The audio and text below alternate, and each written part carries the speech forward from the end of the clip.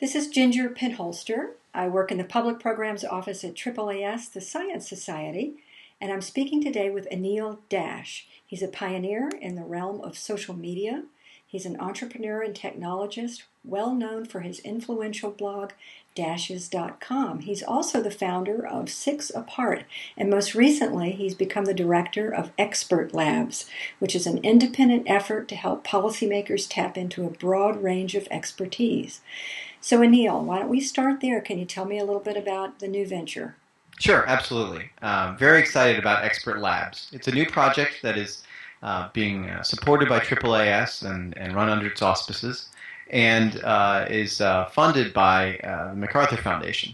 And what's been really exciting is that Expert Labs has this mission of helping people in the policy world and the government world connect to the experts that are out there, whether that's in the rest of the government, in the public sector, the private sector, and especially the community of researchers and scientists that so many of us at AAAS have deep connections to.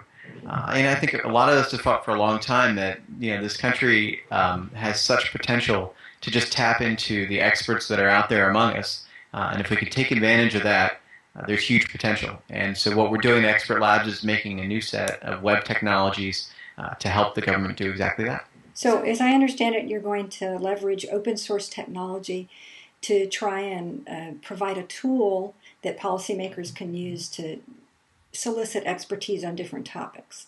Exactly. I think a lot of us look around, and if you use a social network like a Facebook or Twitter, or even just email, it's very easy to talk to your contacts and say, we've been thinking about buying a pair of headphones or a new grill for the yard, and which one should we get? And you've got that one friend that does great barbecues every year, and they're the expert on this topic.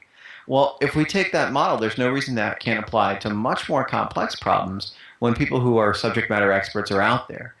And so when there are different policy initiatives and different questions to be answered, we can provide tools that will work as easily as email or Facebook or other social networks do, but be available across the government and also across the research community. And so for the technorati who may be logging on to this little video, are there some examples of the types of technologies that you're talking about, some models that you might be looking at as you go through this project? Definitely. There are companies and independent organizations that have done this model for technology development that we're learning a lot from. One example I love to point out is Obvious, which is Obvious Corporation. Years ago was started as a kind of an incubator. They were going to try a bunch of different technologies, see what kind of stuck to the wall, what would work for helping people collaborate. Of the experiments they did, one of them became what's now called Twitter. And so they were able to spin that out and make that a huge success, something that's become part of popular culture and the media. And granted, that's a traditional entrepreneurial startup model, but we think there's a lot to learn there. A little closer to home, here on the East Coast in Boston, there's a group called Y Combinator, and they are an angel funding firm in the venture capital community. But they've been able to provide a lot of resources for entrepreneurs that have an idea and really need not just funding, but organizational support, learning how to advocate for their technology and get it adopted. And while both of those have been very, very successful in the business world, we think this model is going to apply even though we're a nonprofit, nonpartisan organization, because we're going to take those learnings and put them in a context where what we're delivering is the ability to improve society and improve our government. And that is just as much of a motivator for creative minds as any of the traditional venture capital models and startup models have been as well. Okay. And I was reading some of the materials that you sent to me, and you used the term cloud computing and also cloud expertise. Can you explain what you mean by those terms and how they apply to policymaking? Sure thing. So cloud computing is a really, really big trend in the technology industry right now. And there's a lot of different ways to define it, but I think the simplest way to put it is assuming that the use of a computer's computational ability will be available and accessible through the internet, and that we'll have this cloud, this giant collection of computers or web servers available for our use. And a lot of commercial companies have made this kind of technology available. Amazon and Google and Microsoft all have different cloud computing offerings. And this has been a very, very big push for the federal government as well, with services like apps.gov being a website that really encourages the adoption of cloud computing technologies across the government. The advantages you get is efficiency, scaling resources, basically solving a problem once for a large class of people instead of having to solve the same problems over and over and over each time somebody wants to use a set of tools. Now, Dr. Alan Leshner here at AAAS has been a great leader in creating the idea of cloud expertise, which is directly parallel to cloud computing. And what cloud expertise is supposing, and I think the idea has also been called, the wisdom of crowds, is that all of us together are smarter than any one of us alone, and we can tap into the knowledge of the communities we're members of, or even communities we don't know the members of, if we broadly pose questions and expose them to all the possible people that either know the answers or know where to find the answers. Then we can answer a lot more questions a lot more quickly. And so that idea of cloud expertise is a fundamental premise for, even why we're called expert labs. It's the idea that the experts are out there, and if we can just get them connected, we can solve problems a lot more efficiently, a lot more intelligently, and a lot more quickly. Very cool. So how soon can we look forward to some of these tools, and where will folks be able to track your progress? Well, we're hopefully going to be up and running with some experiments the rest of this year, 2009, but I would expect spring of next year is when we're going to start to see tools more broadly available. We're going to try and get the word out everywhere we can about the tools. So obviously, first and foremost, we hope you'll come to expertlabs.org and check out what we have running there. You can subscribe by email or for a web feed to your news homepage or whatever else you want to do there. But you can follow us on Twitter. You can add us as a friend on Facebook. Whatever way you want to connect us, we want to deliver that information to you.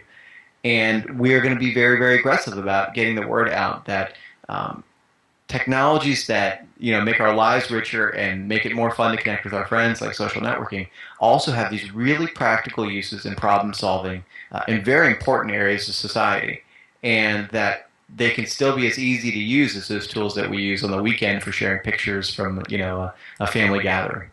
And just before I let you go, Anil, yesterday you were telling me a little bit about how you got started in your field and sort of where you get your inspiration. Do you mind sharing that with viewers? Sure, absolutely. My background is I've been a technologist from when I was a kid. I was definitely one of those kids you'd see in junior high school, tucked behind a keyboard, hacking away and making some good mistakes and learning from them. But years later, about 1999 or so, I became a blogger.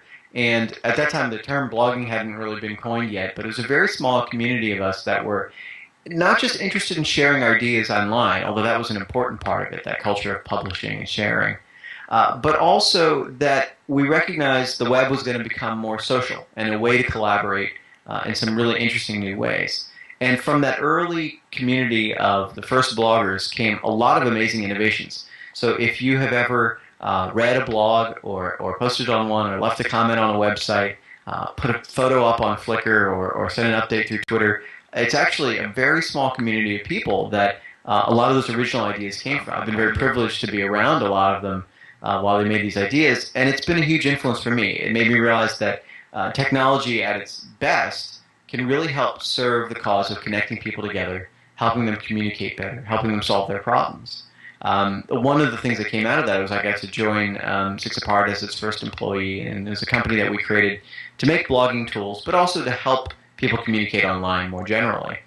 It's become a very successful company, and it was a great learning experience about not just being an entrepreneur, but realizing that technology change is also cultural change and societal change, and that there is a very strong moral component, a very strong social obligation to these tools. And so what's really exciting to me is to take all the lessons I've learned in, spending pretty much my entire adult life online and bring them to bear for Expert Labs, and especially bring it back to that community of innovators and say to them, the greatest place you can put your efforts in helping people connect through the web is by focusing them on these open technologies that are going to make our government better, make our society better, advance scientific research, and I think, frankly, make people feel more connected to those social institutions that are supposed to be serving them. And those are all really exciting goals.